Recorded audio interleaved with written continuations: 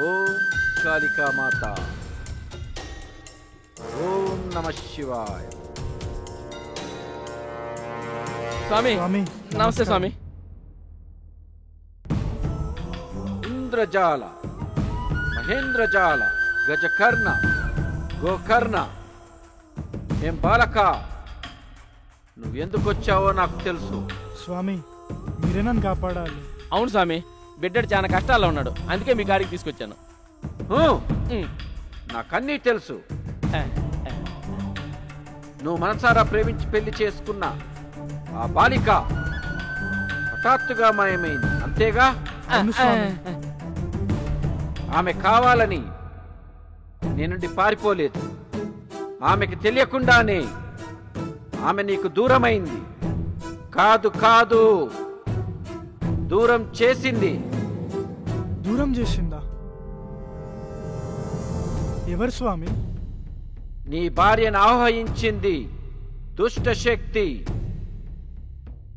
కంగారు పడాల్సిన పని లేదు. దాని నుండి ఆ బాలికను కాపాడి నీకు అప్పగించే బాధ్యత నాది. స్వామి, ఆ దుష్టశక్తి ఎవరు స్వామి?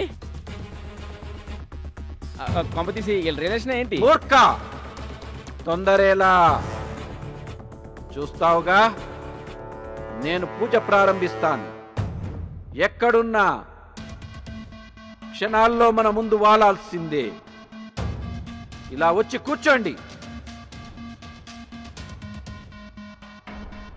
కాళికామాత, ఏ శాకిని, దాకిని, మోహిని, పిశాచిని ఆవాహయామి, ఆవాహయామి.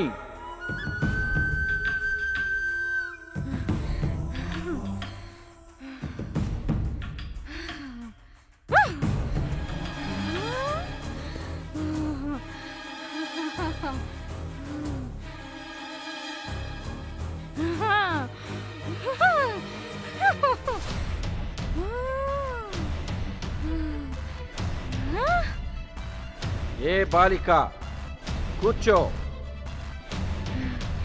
నేను బాలికను కాను, భగవత్ స్వరూపిని, అఖిలాండ కోటిని, ఆటలాడించే అసలు సిసలైన శక్తి స్వరూపిని.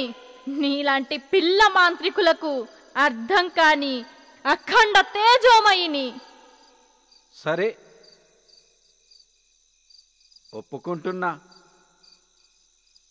నువ్వు చాలా గొప్పదానవని. కూర్చో.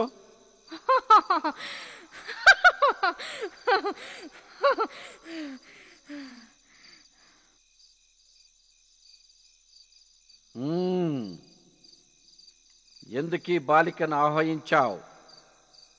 ఎందుకు అమాయకులైన యువతీ యువకుల్ని పట్టి పీడిస్తున్నావు? ఇంతకీ అసలు ఎవరు నువ్వు? నీ పేరేంటి? నీ ఊరేంటి? ఏమి ఆశించి ఇదంతా చేస్తున్నావు? చెప్పు. నా రూపం చూడాలని ముచ్చట పడుతున్నట్టున్నావు, నా గురించి తెలుసుకోవాలని ఉత్సాహపడుతున్నట్టున్నావు. సరే, నువ్వంతా ఆశిస్తే నేను కాదంటానా? చూడు, నా నిజ స్వరూపాన్ని చూడు. చూస్తావా?